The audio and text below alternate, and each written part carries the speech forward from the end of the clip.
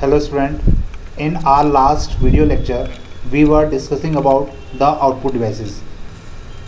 देखिए जो next slide है वो है टाइप्स ऑफ कंप्यूटर्स। अब हम लोग कंप्यूटर्स को बेसिकली कुछ अलग अलग कैटेगरी में डिवाइड करते हैं। यहाँ पे एक फ्लो चार्ट आपके सामने बना हुआ है, इसको हायरार्किकल स्ट्रक्चर भी कहा जाता है। ये 5 मार्क्स का क्वेश्चन बनता है कि explain types of computer in hierarchical form. तो आपको as it is tree structure या हायरार्किकल फॉर्म मेंशन करना होता है, और इसको मेंशन करने के साथ ही आपको 5 मार्क्स या 4 मार्क्स जो भी क्वेश्चन के साथ होते हैं वो मिल जाते हैं। तो आपको बहुत इजीली इसको याद रखना, और वैसे भी आपको ये याद हो जाएगा। देखिए सबसे पहले होता है कंप्यूटर। हम लोग केवल कंप्यूटर को जानते हैं, लेकिन जब हम लोग इसके डिटेल में जाते हैं, हम कंप्यूटर सब्जेक्ट पढ़ते हैं, तो हमें इसके अलग अलग टाइप्स भी पता होना चाहिए। तो कंप्यूटर को हम 3 कैटेगरी में रखते हैं। एक होता है डिजिटल, एक होता है एनालॉग, फिर एक होता है हाइब्रिड। ठीक है, एनालॉग सिस्टम हम लोग अब नहीं पढ़ते। एनालॉग सिस्टम काफ़ी टाइम पहले पढ़ा जाता था, और उसको अब हम लोग छोड़ चुके हैं। फ़िलहाल हम लोग डिजिटल के ऊपर है, और साथ में हम हाइब्रिड भी यूज़ करते हैं। तो हाइब्रिड भी फ़िलहाल अभी आप लोगों को नहीं है। हाइब्रिड में सुपर कंप्यूटर वगैरह इंक्लूड हो जाते हैं, तो इसलिए अपन इसको भी यहाँ पे नहीं रखते। फिर डिजिटल को फिर हमने 2 कैटेगरी में डिवाइड किया हुआ है। एक होता है पर्पज़ वाइज और एक होता है size and performance wise. Digital computer को 2 कैटेगरी में रखा जाता है। एक होता है पर्पज़ वाइज, मतलब आप कुछ स्पेशल पर्पज़ के साथ अगर कंप्यूटर यूज़ करना चाह रहे हैं तो वो इस कैटेगरी में आएंगे, और अगर आप उनकी साइज़ और परफॉर्मेंस के बेसिस पर देखना चाहते हैं तो वो वाले कंप्यूटर इस कैटेगरी में आएंगे। अब पर्पज़ वाइज को फिर 2 कैटेगरी में डिवाइड किया गया है, स्पेशल पर्पज़ और जनरल पर्पज़। ये पर्पज़ वाइज कंप्यूटर का मैं आपको एग्जांपल दूं कि पर्पज़ वाइज जो कंप्यूटर होते हैं, जैसे आप रेलवे स्टेशन में जाते हैं तो वहाँ पे एक जो हमें प्लेटफॉर्म टिकट ख़रीदना होता है, तो वहाँ पे एक ऑटोमेटिक मशीन रखी होती है। वो ऑटोमेटिक मशीन क्या कर रही है, पर्पज़ से रखी गई है कि कोई भी व्यक्ति आएगा, इसमें 10 रुपये डालेगा और उसको प्लेटफॉर्म टिकट मिल जाएगा, मतलब वो पर्पज़ है। और उस पर्पज़ के लिए जो सिस्टम उन्होंने लगा रखा है वो भी एक प्रकार से डिजिटल सिस्टम ही है। आप जैसे उसमें इंटर करते हैं वैल्यू, वैसे ही वो उसके रिगार्डिंग कुछ आउटपुट आ जाता है। छोटी दूरी के जो स्टेशन के टिकट होते हैं वो भी आजकल मशीन के थ्रू निकल जाते हैं। ठीक है, तो ये पर्पज़ वाइज मशीन यहाँ पे इनेबल की गई है। ATM मशीन में आप लोग जाते हैं, वो भी पर्पज़ वाइज है। आप उसमें अकाउंट नंबर डालेंगे, उसमें एक ही टाइप की प्रोसेस बार बार होती है, क्योंकि उसमें आप अकाउंट नंबर डालेंगे, उसके अकॉर्डिंग कुछ ऑप्शन आएंगे, फिर उसमें तो आपको सिलेक्ट करेंगे और फिर उसके अकॉर्डिंग फिर आपको आउटपुट मिलेगा। तो ये सब पर्पज़ वाइज मशीन होती है। और इन पर्पज़ वाइज मशीन में फिर हम लोग होता है एक स्पेशल पर्पज़ और एक होता है जनरल पर्पज़। तो हम यहाँ पे भी सिस्टम को फिर कैटेगराइज कर देते हैं। और अगर हम लोग size and performance wise system पे जाएँ तो इसमें फिर हमारे पास 5 टाइप के होते हैं। एक होता है एम्बेडेड कंप्यूटर सिस्टम जो होते हैं, उसके मैं आपको एग्जांपल बताऊं। आपके जो वॉच होती है, वॉच में कुछ कंप्यूटराइज्ड सिस्टम होते हैं, तो वो एम्बेडेड सिस्टम होता है। टॉयज़ आते हैं, टॉयज़ में कुछ पर्टिकुलर वॉइस बार बार निकलती है, तो वॉइस जो होती है वो डिजिटल सिस्टम से ही होती है, तो वो भी एम्बेडेड होता है।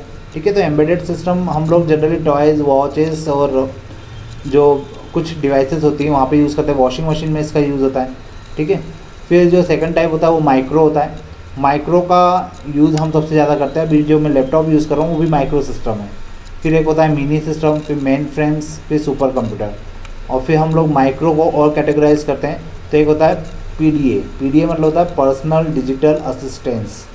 मतलब जैसे आप लोग टैबलेट यूज़ करते हैं, मोबाइल यूज़ करते हैं, ठीक है, वो सारी डिवाइसेस इसके अंदर आती है, PDA के अंदर, पर्सनल डिजिटल असिस्टेंट। फिर लैपटॉप, जो लैपटॉप आपने देखे होंगे। फिर डेस्कटॉप जो हमारी लैब में रखे हुए हैं। और फिर कुछ होते हैं वर्क स्टेशन मतलब होता है कि जहाँ पर मल्टीपल सिस्टम होते हैं, केवल एक वहाँ पर CPU होता है, और उस CPU का हम लोग यूज़ करते हैं एज सारे सिस्टम के लिए एज सर्वर। तो ये जो सिस्टम होता है ये क्या कहलाता है आपके लिए, ये कहलाता है वर्क। तो ये अभी हमने देखा कि अलग अलग जो कंप्यूटर्स के टाइप्स होते हैं उनको किस प्रकार से कैटेगराइज किया जा सकता है। अब हम लोग जो पढ़ने वाले हैं वो है पोर्ट्स। कंप्यूटर में कुछ अलग अलग टाइप्स के पोर्ट्स होते हैं जिनका यूज़ हमें पता होना चाहिए, जिनके नाम हमें पता होना चाहिए, क्योंकि हम लोग हार्डवेयर कंसेप्ट्स के बारे में पढ़ रहे हैं। तो उनके जो पोर्ट्स होते हैं, मतलब अगर आपने कभी किसी CPU या कैबिनेट के पीछे अलग अलग पोर्ट देखे होंगे, जहाँ पे आपका मॉनिटर कनेक्ट होता है, जहाँ पे आपका प्रिंटर कनेक्ट होता है, जहाँ पे आपके माउस और कीबोर्ड कनेक्ट होते हैं, वहाँ पे कौन कौन से पोर्ट होते हैं और उनके नाम क्या होते हैं, अब हम लोग उनके बारे में पढ़ने वाले हैं। तो देखते हैं वो कौन कौन से पोर्ट होते हैं। इन्हें क्या कहा जाता है, कम्युनिकेशन बस, सॉरी पोर्ट की बात कर रहे थे हम लोग, पहले पोर्ट देख लेते हैं। कम्युनिकेशन पोर्ट्स, तो कम्युनिकेशन पोर्ट्स जो होते हैं ये जनरली 3 टाइप के होते हैं। एक होता है सीरियल पोर्ट जिसको हम लोग कम्युनिकेशन पोर्ट कहते हैं, फिर एक होता है पैरेलल पोर्ट जिसको हम लोग एलपीटी बोलते हैं, फिर एक होता है यूएसबी पोर्ट जो हम लोग जनरली पेन ड्राइव या माउस या कीबोर्ड या इवन मोबाइल्स वगैरह जो भी कनेक्ट करते हैं जो कि यूएसबी शेप की होती है, मतलब इस टाइप की होती है, इसे क्या कहा जाता है यूएसबी पोर्ट। तो पहले तो अपन ये देखिए कम्युनिकेशन पोर्ट होता क्या है। पोर्ट्स आर कनेक्टिंग पॉइंट्स और slot which are use to connect external devices to the computer. Ports क्या होते हैं, ये एक प्रकार से कनेक्टिंग पोर्ट्स होते हैं, कनेक्टिंग पॉइंट्स होते हैं या स्लॉट होते हैं जहाँ पर हम लोग एक्सटर्नल डिवाइसेस को कंप्यूटर के साथ कनेक्ट कर सकते हैं। ठीक है, अब अगर मैं इनके टाइप्स की बात करूँ तो जैसे मैंने फर्स्ट बोला सीरियल पोर्ट होता है। सीरियल पोर्ट में क्या होता है, it is 9 pin 25 pin size connector transmit 8 bit data serially. यहाँ पर इसका नाम जो सीरियल पोर्ट है, ये सीरियल पोर्ट क्यों है, क्योंकि यहाँ पे जो डेटा होता है वो सीरियली क्या होता है, ट्रांसमिट होता है। अब इसमें 9 पिन हो सकती है या 25 पिन भी हो सकती है। ठीक है, तो इसे क्या कहा जाता है, कम्युनिकेशन पोर्ट। आप लोग जो मॉनिटर कनेक्ट करते हैं सीपीयू के साथ या मॉनिटर में भी जो कनेक्शन होता है वायर का, वो कैसा होता है, सीरियल पोर्ट ही होता है। Generally use to connect mouse and modem etcetera. और माउस का भी हम लोग यूज़ करते हैं, तो कनेक्ट करने के लिए हम लोग किसका यूज़ करते हैं, सीरियल पोर्ट का यूज़ करते हैं। Mostly obsolete and replace by the USB port. अब आजकल ये सारे पोर्ट रिप्लेस हो गए हैं किसके साथ, यूएसबी पोर्ट के साथ। आजकल सारे ही पोर्ट आपके यूएसबी पोर्ट आने लगे हैं। फिर एक होता है पैरेलल पोर्ट या LPT. It is 25 pin connector which transmit data in parallel way, generally use for printer and scanner, tap drives etcetera.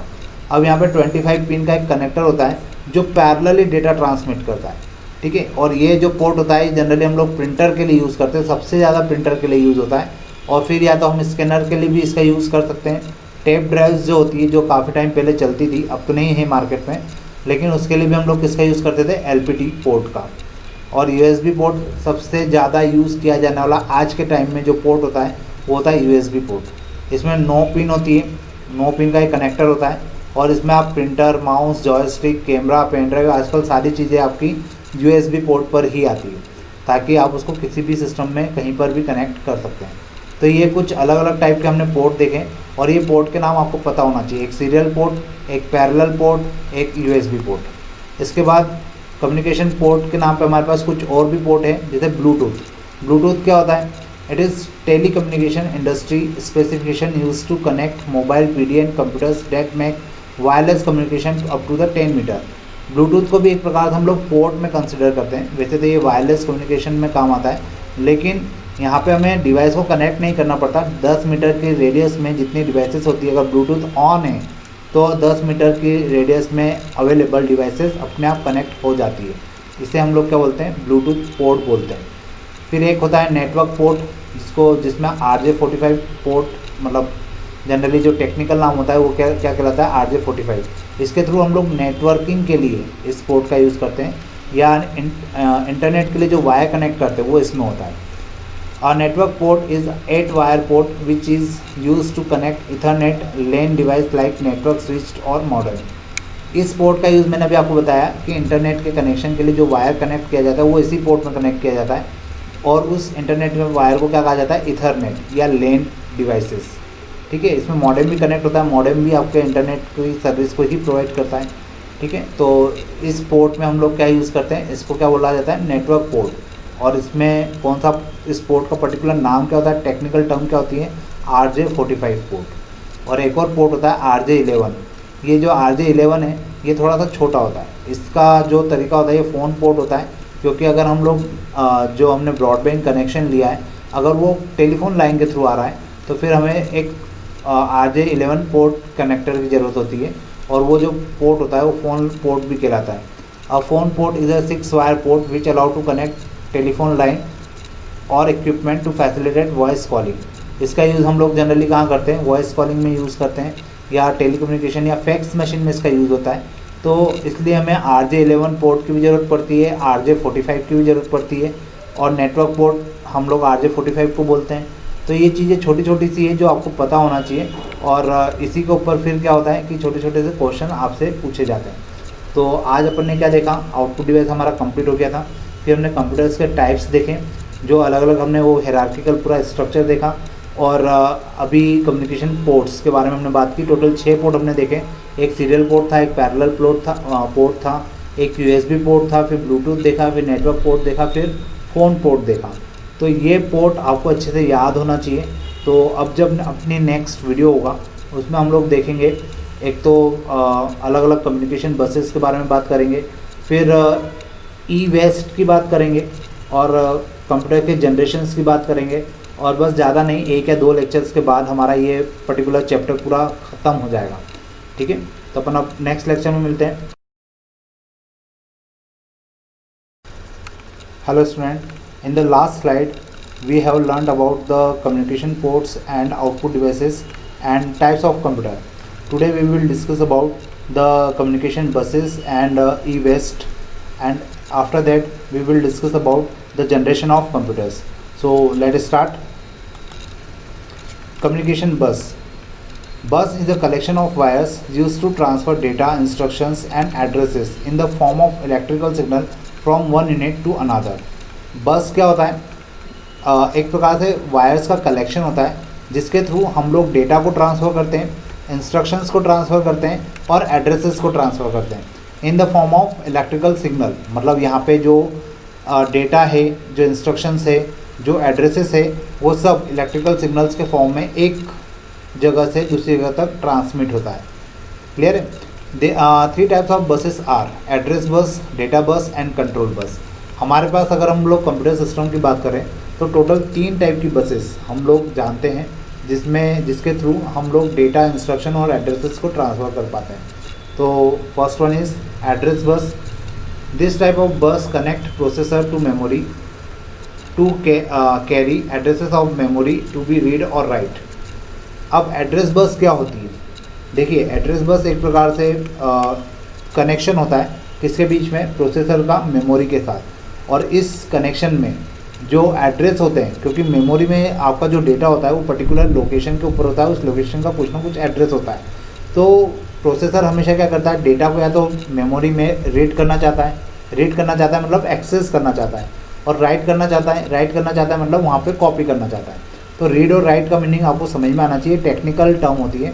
तो जो मेमोरी होती है वो मेमोरी हमेशा जो प्रोसेसर होता है वो हमेशा मेमोरी के ऊपर डेटा को या तो रीड करना चाहता है या राइट करना चाहता है। तो डेटा को रीड करने के लिए और राइट करने के लिए हमेशा उसको किसकी ज़रूरत पड़ती है? एड्रेसेस की, कि कौन सा डेटा कहाँ पर है, मेमोरी की किस लोकेशन पर है, उसको फाइंड आउट करने के लिए हमेशा एड्रेस की ज़रूरत पड़ती है। और यही एड्रेस को कैरी करने के लिए जो बस यूज़ की जाती है वो एड्रेस बस कहलाती है। The size of the bus specifies the number of memory location that can be addressed. That is 64-bit address bus can address 2 to the power 64 memory locations. अब हम लोग ये टर्म शायद आपने सुनी होगी कि जैसे मेरा जो लैपटॉप है वो 64 बिट का है, कोई सिस्टम जो 32 बिट पे चलते हैं। तो ये 64 बिट या 32 बिट के जो सिस्टम होते हैं, इनका मतलब क्या होता है कि इसमें एड्रेस बस की जो एड्रेस बस पे जो लोकेशन डिफाइन करने का तरीका होता है वो 2 की पावर 64 होता है। अगर आप 64 बिट सिस्टम यूज़ कर रहे हैं तो मतलब उसमें मेमोरी लोकेशन ज़्यादा होगी तो उस पर डेटा ज़्यादा आप सेव कर पाएंगे और इजीली सेव कर पाएंगे। जबकि 32 बिट वाले पे क्या होगा? मेमोरी लोकेशन कम होगी। तो मेमोरी लोकेशन कम होगी तो उस कंडीशन में क्या होगा? डेटा को आप पैरेलली एक्सेस नहीं कर पाएंगे। तो 64 बिट वाले जो सिस्टम होते हैं उस पर डेटा ईजिली और तेज़ी से एक्सेस होता है, जबकि 32 बिट वाले सिस्टम पे डेटा स्लो होता है। वो इतना स्लो नहीं होता कि हम लोग उसको यूज़ ना कर पाएँ, वो स्लो होता है एक दूसरे की टर्म्स में। फिर इसके बात करते हैं हम लोग डेटा बस की। Second one is data bus. It is bidirectional bus connect processor and other unit devices. Data bus क्या होती है? ये बाई डायरेक्शनल बस होती है और ये हमेशा प्रोसेसर को बाकी की दूसरी जो डिवाइसेस होती है, जैसे मेमोरी हो गया, इनपुट आउटपुट डिवाइसेस हो गया, उनसे कनेक्ट करने का काम करती है ताकि वहाँ से डेटा को कैरी कर सके। इसका मतलब क्या?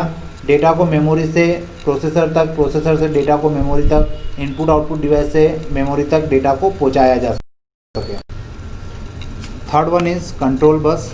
It carries the signal to from the control unit and all the devices attached. Its size represent the capacity of microprocessor. The 32-bit और 64-bit processor are commonly used. Control bus क्या होती है? ये सिग्नल्स को carry करती है और जो डिवाइसेस कंप्यूटर के साथ कनेक्टेड होती है उनको कंट्रोल करने का काम करती है।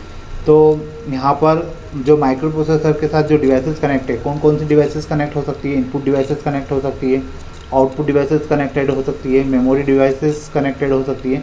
तो ये जितनी भी डिवाइसेस कनेक्ट होती है उनको कंट्रोल करने का काम कौन करता है, कंट्रोल बस करती है। तो यहाँ पे हमने अभी क्या देखा, 3 टाइप की हमने बसेस देखी, एक होती है एड्रेस बस, एक होती है डेटा बस, एक होती है कंट्रोल बस।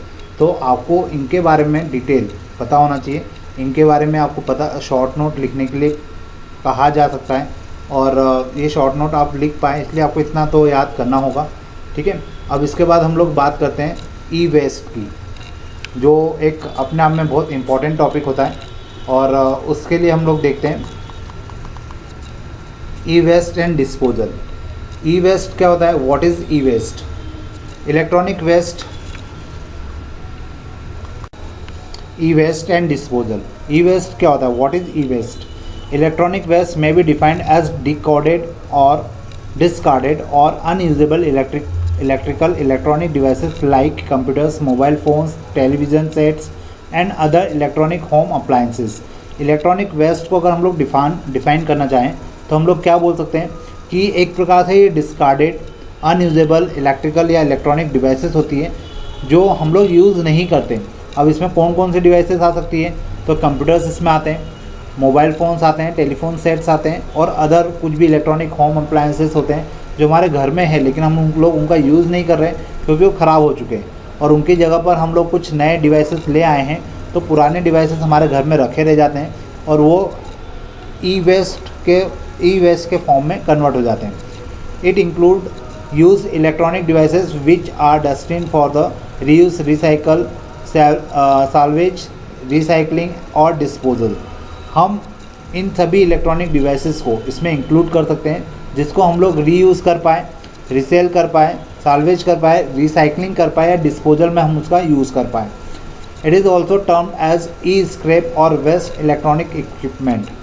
इसको हम लोग ई स्क्रैप भी कह सकते हैं या ये एक प्रकार से वेस्ट इलेक्ट्रॉनिक इक्विपमेंट होता है जिसे WEE के नाम से भी जाना जाता है।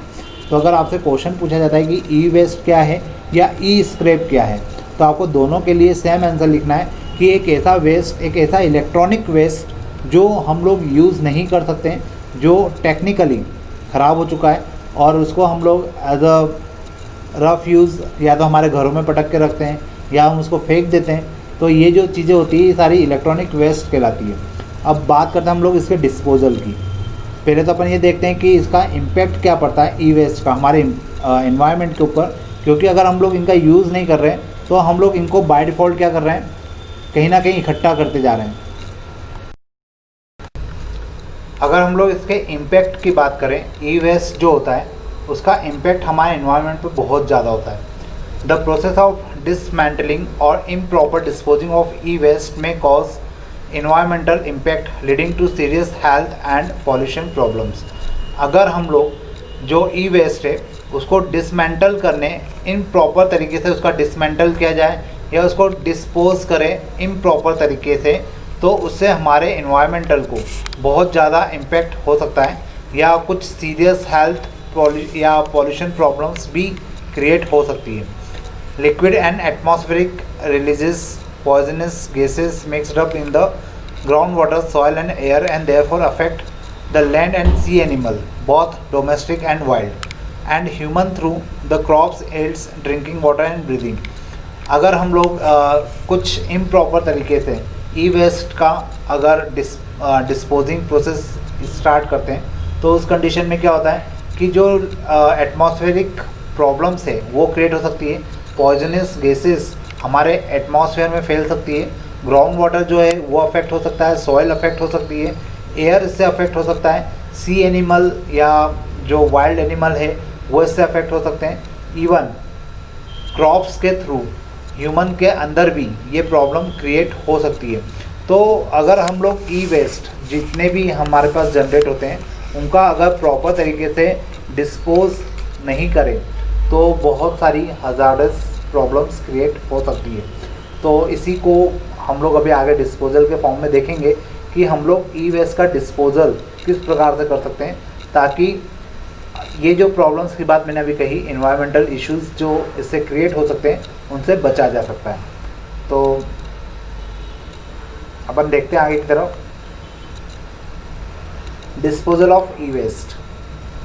Donate your old PCs and peripherals which are usable and in working conditions to school educational institute और needy people for learning.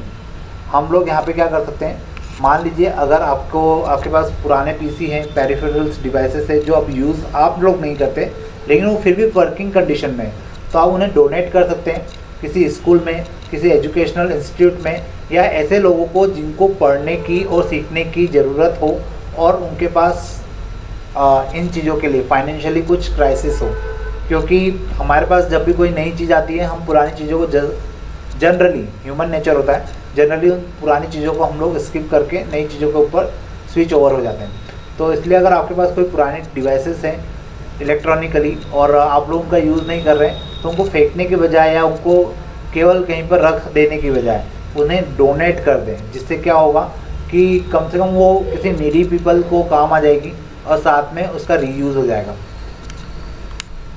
If your computers are out of order, you may return them back or buy back to the manufacturer or seller company to purchase new one। अब अगर by chance आपके computers है, mobiles है या tablet है या कोई electronic device है जो ख़राब हो चुकी है, तो कितनी ही companies, electronic companies buy back का ऑफ़र भी चलाती हैं।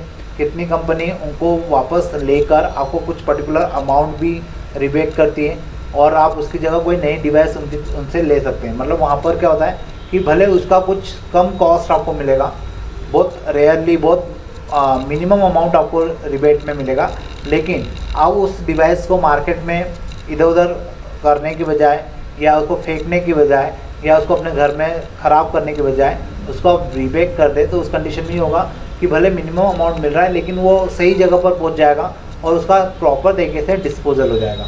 तो अगर आपके पास कोई डिवाइस है, कोई कंप्यूटर है जो आउट ऑफ ऑर्डर है, कोई इलेक्ट्रॉनिक डिवाइस है, तो उसको इधर उधर मत रखिए, उसको इधर उधर मत फेंकिए, उसको आप उस पर्टिकुलर कंपनी का अगर कोई ऑफर चल रहा है तो उसमें रिबेट कर दीजिए। Next one is non repairable PCs, peripherals, TV, monitor, printer, cables, motherboard, phones, digital cameras, radio and batteries etcetera may be given to the recycling agencies for proper disposal और recycling to reduce pollution and harmful environmental effects. अब देखिए बहुत सारी चीज़ें होती हैं जो कि नॉन रिपेयरेबल हो जाती है, जैसे पीसी हो गए, कुछ पेरिफेरल्स डिवाइसेस हो गई, टीवी हो गई, मॉनिटर हो गए, printer, cables, motherboard, phone, digital cameras, radios, batteries, बहुत सारी इलेक्ट्रॉनिक डिवाइसेस है जो हम लोग यूज़ करते हैं और वो ख़राब हो जाती है, तो उनको प्लीज़ आप उसको फेंकिए मत, उसको आप रिसाइकल करने के लिए कुछ एजेंसीज मार्केट में होती है जो केवल इन ऑब्जेक्ट को आपसे परचेज़ करती है और फिर उसको प्रॉपर डिस्पोज करती है। तो आप ये चीज़ें उन्हें जाके सेल आउट करिए ताकि जो एनवायरनमेंट में जो प्रॉब्लम्स या इफ़ेक्ट आते हैं वो आने से उसको बचाया जा सके, या हम लोग जो पॉल्यूशन है कुछ हद तक भी अगर कम कर पाएँ तो वो हमारे लिए बेनिफिशियल होगा। अब मैं आपको इसका एक सिंपल सा एग्जांपल बताता हूँ कि जो वायर हमारे पास कट पिट जाते हैं, ख़राब हो जाते हैं, है ना, हम लोग उसको जनरली फेंक देते हैं, अटाले में दे देते हैं। तो अटाले में देने के बाद क्या होता है कि अगर उस सामने वाला व्यक्ति जो आपसे अटाला लेके जा रहा है वो अगर प्रॉपर नहीं है तो वो क्या करेगा, उन वायर्स को जलाएगा और उसको जलाने के बाद उसमें से कॉपर निकलता है या एल्यूमिनियम निकलता है, तो वो उन कॉपर और एल्यूमिनियम को सेल आउट करता है तो उसको ज़्यादा अमाउंट मिलता है। लेकिन इस चक्कर में वो क्या कर रहा है, इनडायरेक्टली जब वायर को जला रहा है तो वो इन्वायरमेंट में पॉइजनस गैसेस को मतलब रिलीज़ कर रहा है, और इन्वायरमेंट में पॉइजनस गैसेस अगर फैलती है तो कहीं ना कहीं वो हमारे हेल्थ इशू के ऊपर ही प्रॉब्लम क्रिएट करती है। तो इस कारण से आप अपने घरों का जो भी इलेक्ट्रॉनिक वेस्ट है उनको अटाले में देने के बजाय या किसी भी जगह पे फेंक देने के बजाय उसको प्रॉपर डिस्पोज करिए, उसे प्रॉपर किसी एजेंसी को दीजिए जो उसको डिस्पोज कर सके। Donate non functional devices to service centre so that they can utilise some functional part while repairing others. अगर आपके पास कोई नॉन फंक्शनल डिवाइस है तो आप उसको सर्विस सेंटर में दे दीजिए।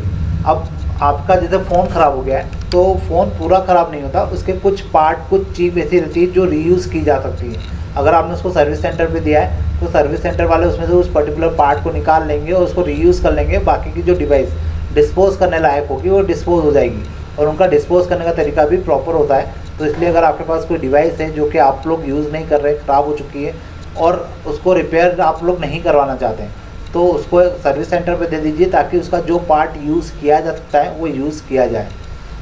Last, do not throw unserviceable electronic product in open area और sell to street garbage collector, कबाड़ी वाला, because they have no proper disposal system. यही बात मैंने अभी थोड़ी देर पहले आपको कही थी कि अगर आपके पास कोई भी इलेक्ट्रॉनिक प्रोडक्ट है तो उसको ओपन एरिया में फेंकने की बजाय या स्ट्रीट गार्बेज कलेक्टर जो होते हैं, जिनको हम लोग कबाड़ी वाले बोलते हैं, या अटाला जो हमसे लेके जाते हैं, उन लोगों को देने की बजाय आप लोग उसका प्रॉपर डिस्पोज करने का खुद तरीका ढूंढिए। और अगर आप लोग डिस्पोज नहीं कर सकते तो आप उन्हें किसी एजेंसी को हैंड ओवर कीजिए ताकि उसका प्रॉपर डिस्पोजल किया जा सके। क्योंकि आने वाले टाइम में जो प्लास्टिक का इशू अभी क्रिएट हुआ था कि प्लास्टिक बहुत ज़्यादा है मार्केट में और फिर उसका, क्योंकि हम उसको ख़त्म भी नहीं कर सकते हैं, वो सालों साल तक एज इट इज़ रहता है, तो ये प्रॉब्लम आगे जाके इलेक्ट्रॉनिक वेस्ट के साथ होने वाली है। हमारे चारों तरफ इलेक्ट्रॉनिक वेस्ट के इतने बड़े बड़े पहाड़ होंगे कि हम लोग उससे निपट नहीं पाएंगे। तो उसके लिए हमें अभी से मेहनत करना होगी, अभी से कोशिश करना होगी, और अभी से छोटे छोटे स्टेप्स हमें इलेक्ट्रॉनिक वेस्ट को प्रॉपर डिस्पोजल करने से हम इन प्रॉब्लम से बाहर आ सकते हैं। तो अपन ने आज जितना भी पढ़ा यहाँ पर आपका, बस अब इसके बाद एक टॉपिक और बचा हुआ है कंप्यूटर जनरेशन्स के बारे में। तो अब आने वाली स्लाइड में हम लोग कंप्यूटर जनरेशन्स के बारे में देखेंगे और इसके बाद ये आपका चैप्टर ख़त्म हो जाएगा। In the last video, we have learned about the communication buses, input-output devices, and ports. Today we will discuss about the generation of computers, and this is our last topic of this chapter. So let us start. Evolution of computers. First one is abacus. सबसे पहले जो हम लोग computers की अगर definition देखें या computers का बेसिक देखें तो जो सबसे पहला कंप्यूटर बना था वो कंप्यूटर नहीं था, वो एक्चुअल में अबेकस था, जिसका नाम आपने शायद सुना होगा, जिसमें बहुत सारे अलग अलग मोती आते हैं और उनको काउंटिंग की जाती है। ये जो अबेकस बना था ये 3000 BC में बना था और इसी से सारे कैलकुलेशंस किए जाते थे और इसी के ऊपर मल्टीप्लिकेशन प्लस माइनस के ऑपरेशन इसी के ऊपर परफॉर्म किए जाते थे। फिर उसके बाद काफ़ी सालों बाद, काफ़ी सदियों बाद, ये कह सकते हैं अपन, नेपियर्स बोन्स करके एक कंप्यूटर का इवोल्यूशन हुआ जो कि 1622 में हुआ। उसके बाद पास्कल एडिंग मशीन आई जो 1642 में आई। इसके बाद लेबनिट्स कैलकुलेटर आए जो 1671 में आए। जैक्वार्ड लूम्स आया जो 1801 में आया था। उसके बाद बबेज डिफरेंस इंजन आया जो 1822 में था। उसके बाद बबेज का ही एनालिटिकल इंजन आया था जो कि 1833 में था। इसी कारण से बबेज ने, मैं आपको थोड़ा सा यहाँ बता दूँ कि ये जितने भी ऊपर अभी हमने नाम पढ़े ये सारे केवल कैलकुलेशन करते थे, प्लस और माइनस, ठीक है। लेकिन बबेज के जो डिफरेंस इंजन आया था 1822 में या एनालिटिकल इंजन आया था 1833 में, इसमें हम लोग मल्टीप्लिकेशन और डिवाइड भी कर सकते थे। मतलब ये एक प्रकार से कैलकुलेटर था। आज का जो कैलकुलेटर है ये उस जमाने के कैलकुलेटर से कहीं अपग्रेडेड फॉर्म था। तो मतलब उस समय प्लस माइनस करना, मल्टीप्लाई करना, डिवाइड करना, ये टास्क ही बहुत बड़े टास्क होते थे, जहाँ पर मतलब एक्चुअल में मशीन के थ्रू आंसर गेट करना, आंसर को निकालना, वो भी प्लस माइनस मल्टीप्लाई और डिवाइड के कैलकुलेशंस हो, वही हमारे लिए बहुत बड़ा टास्क हुआ करता था। और बबेज ने इस फील्ड में काफ़ी इनोवेटिव टास्क किए थे। इसी कारण से चार्ल्स बबेज को फादर ऑफ कंप्यूटर्स भी कहा जाता है। तो इसलिए कभी आपसे पूछा जाए ऑब्जेक्टिव में कि फादर ऑफ कंप्यूटर्स कौन है, तो आपको हमेशा चार्ल्स बबेज का नाम याद रखना चाहिए। देन ओलेथ मशीन्स आई 1887 में। मार्क फर्स्ट आया 1943 में। The first general purpose computer by professor Howard Aiken, USA से ये थे जो भी साइंटिस्ट थे। अब देखिए मार्क फर्स्ट जो था 1943 में आया। ये कंप्यूटर जो था इसको एक्चुअल में हम कंप्यूटर कहा जा सकता था। इसके ऊपर जितने भी हमने डिवाइसेस के नाम पढ़े वो सारी डिवाइसेस कैलकुलेशंस करती थी, प्लस माइनस मल्टीप्लाई डिवाइड और छोटे मोटे ऑपरेशंस। लेकिन जो मार्क फर्स्ट था वो कैलकुलेशंस की स्पीड को उसमें काफ़ी बढ़ा दिया गया था, मतलब कैलकुलेशन की जो स्पीड थी वो काफ़ी तेज हो गई थी और उसमें कुछ ऑपरेशंस ज़्यादा होने लगे थे। तो मार्च फर्स्ट 1943, मतलब आप अलग अलग बुक उठाएंगे तो हो सकता है कि आपको ये जो ईयर है ये थोड़ा सा आगे पीछे मिले, क्योंकि एग्जैक्ट डेट और एग्जैक्ट टाइम या एग्जैक्ट ईयर नहीं बताया जा सकता, क्योंकि 1940 से लेकर 1945 के बीच का जो एरा था उसी में हम लोग ये कंसिडर करते हैं कि हमारा फर्स्ट जो कंप्यूटर था वो इवेल्युएट हुआ था। इसके पहले की भी सारी जो मशीनें थी जो कैलकुलेटर का काम करते थे, लेकिन उनको भी कंप्यूटर्स में ही काउंट किया जाता था, क्योंकि वो कंप्यूट करती थी। कंप्यूट करती थी मीन्स जो भी डेटा उसमें एज ए इनपुट डाला जाता था उसका कुछ ना कुछ आउटपुट हमें मिलता था। तो ये जो अभी अपने ऊपर नाम देखे एक प्रकार से कैलकुलेटर ही थे, लेकिन उस समय के पॉइंट ऑफ व्यू से ये कंप्यूटर्स थे। और उसके बाद हम और आगे थोड़ा सा बढ़े तो हमें पता चलेगा कि अलग अलग जनरेशन्स कंप्यूटर्स हमारे सामने आती चली गई। जैसे अगर हम लोग फर्स्ट जनरेशन की बात करें, फर्स्ट जनरेशन के जो कंप्यूटर थे उसका जो एरा था ये माना जाता है कि वो एरा 1945 से लेकर 55 तक के बीच का एरा था। इसका मतलब ये है कि 1945 से 55, हो सकता है आप दूसरी बुक कहीं से कंसिडर करें तो उसमें ये ईयर थोड़ा सा आगे पीछे हो सकता है, तो ईयर को आप लोग पॉइंट आउट ना करें, क्योंकि ये अलग अलग बुक के अलग अलग राइटर्स के हिसाब से वो अपने फर्स्ट जनरेशन सेकंड जनरेशन को कंसिडर कर लेते हैं। लेकिन हाँ, उसके अंदर जो पर्टिकुलर टॉपिक है या उसके अंदर जो चीज़ें जिसके कारण जनरेशन चेंज हुई वो सब कुछ उसमें आपको सेम मिलेगा। जैसे जो फर्स्ट जनरेशन के कंप्यूटर्स थे उसमें वैक्यूम ट्यूब्स का यूज़ किया जाता था। वैक्यूम ट्यूब्स काफ़ी बड़ी होती थी, मतलब अगर आप इसको माने तो ये करीब करीब 15 मीटर 15 फीट तक की ट्यूब्स होती थी और कांच की बनी होती थी, ग्लास की होती थी।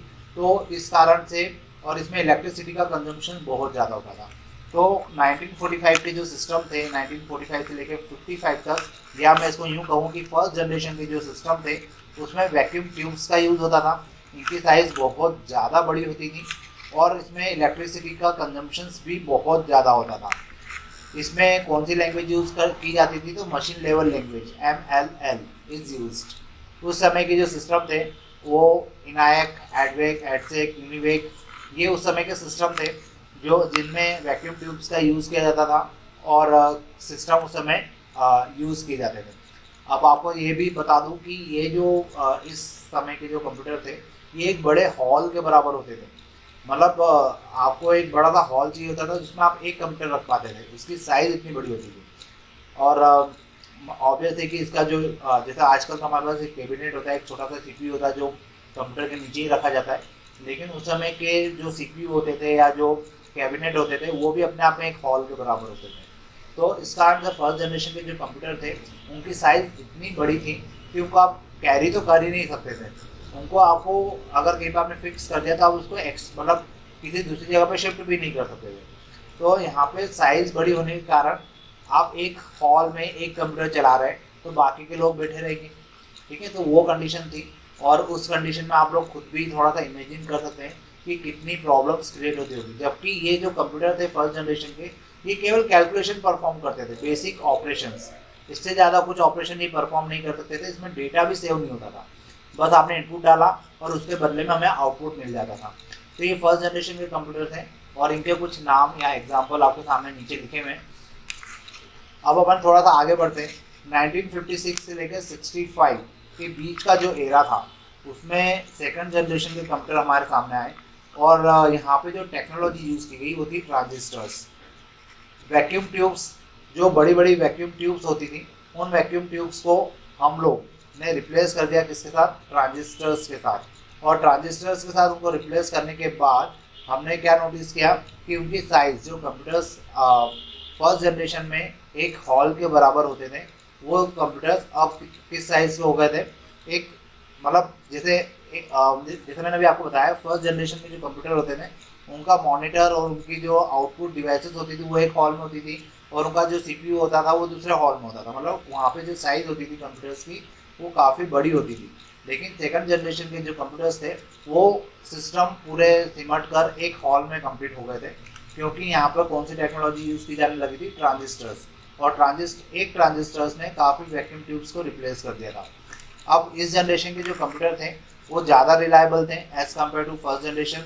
फिर इस जनरेशन के जो कंप्यूटर्स थे वो फास्टर भी थे और उनकी साइज़ भी क्या थी, छोटी थी। इसके बाद अगर हम लोग मेमोरी की बात करें तो फर्स्ट जनरेशन के कंप्यूटर्स में मेमोरी की प्रॉब्लम्स थी, लेकिन सेकंड जनरेशन के जो कंप्यूटर्स थे उसमें कोर मेमोरी यूज़ की जाने लगी थी। और मेमोरी के तौर पर वहाँ पर हम लोग क्या यूज़ करते थे, मैग्नेटिक टेप या डिस्क, जिनका यूज़ किया जाता था। अब यहाँ पे एक नया बदलाव आया था। फर्स्ट जनरेशन के जो कंप्यूटर्स थे उसमें हम लोग मशीन लेवल लैंग्वेज का यूज़ करते थे, जबकि यहाँ पर असेंबली लेवल लैंग्वेज का यूज़ किया जाने लगा। अब अगर हम लोग इसके एग्जांपल्स की बात करें तो यहाँ पर IBM, जो आज भी ये कंपनी चल रही है, इस कंपनी ने पहला कंप्यूटर अपना लॉन्च किया था IBM ने सेकंड जनरेशन के समय 1401 और IBM 1620। और इसके अलावा भी इसके पैरेलल और भी कंपनीज थी जिन्होंने नए अपने कंप्यूटर लॉन्च किए थे, जो CDC 3600 और इसके अलावा भी बहुत सारे कंप्यूटर्स थे जो उस समय लॉन्च किए गए थे। अब अगर हम लोग थर्ड जनरेशन की बात करें, क्योंकि फर्स्ट जनरेशन और सेकंड जनरेशन कहाँ पे कंप्लीट मानी जाती है, 65 के एंड तक मानी जाती है। अगर हम लोग थर्ड जनरेशन की बात करें तो थर्ड जनरेशन का जो पीरियड था वो 1966 से लेकर 75 तक का था। अब इस समय जो थर्ड जनरेशन के कंप्यूटर्स थे, अब सेकंड जनरेशन में क्या डिसएडवांटेजेस थे कि ट्रांजिस्टर्स के कारण कंप्यूटर की साइज कम जरूर हो गई थी, लेकिन वो फिर भी एक हॉल के बराबर या एक रूम के बराबर थी। तो उस कंप्यूटर्स की साइज़ को और छोटा करना था, स्पीड को बढ़ाना था, इलेक्ट्रिसिटी के कंजम्पशंस को ज़्यादा, मतलब जो कंजम्पशन ज़्यादा होता था उसको रिड्यूस करना था। इसी कारण से थर्ड जनरेशन के कंप्यूटर्स को हमने यूज़ करना स्टार्ट किया। और थर्ड जनरेशन के जो कंप्यूटर्स थे उसमें हमने एक नई टेक्नोलॉजी यूज़ की जिसे कहा जाता है IC का फुल फॉर्म होता है इंटीग्रेटेड सर्किट। अब IC के भी अलग अलग टाइप आते हैं, वो अपन अभी आगे आने वाली जनरेशन में देखेंगे। अब IC का जब यूज़ किया जाने लगा तो एक सिंपल सी IC, एक छोटी सी IC ने काफ़ी ट्रांजिस्टर्स को रिप्लेस कर दिया।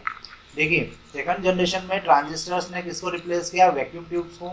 और थर्ड जनरेशन में IC ने किसको रिप्लेस किया, ट्रांजिस्टर्स को।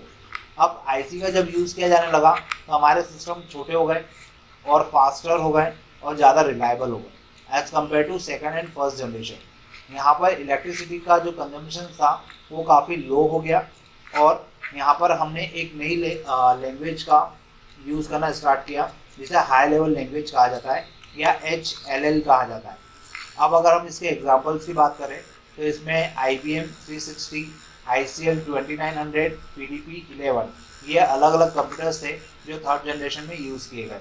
तो आपको ये तीन जनरेशन बहुत अच्छे से समझ में आना चाहिए कि इनके बीच में कौन सी टेक्नोलॉजी ऐसी थी जिसके कारण इनमें डिफरेंस आना स्टार्ट हुआ। तो फर्स्ट जनरेशन में वैक्यूम ट्यूब्स का यूज़ हुआ, सेकंड जनरेशन में ट्रांजिस्टर्स का यूज़ हुआ और थर्ड जनरेशन में इंटीग्रेटेड सर्किट का यूज़ हुआ। अब अपन आगे पढ़ेंगे फोर्थ जनरेशन और फिफ्थ जनरेशन। अब फोर्थ जनरेशन की बात करें तो फोर्थ जनरेशन का जो एरा है, जो पीरियड है, वो माना जाता है 1976 से लेकर 90 तक।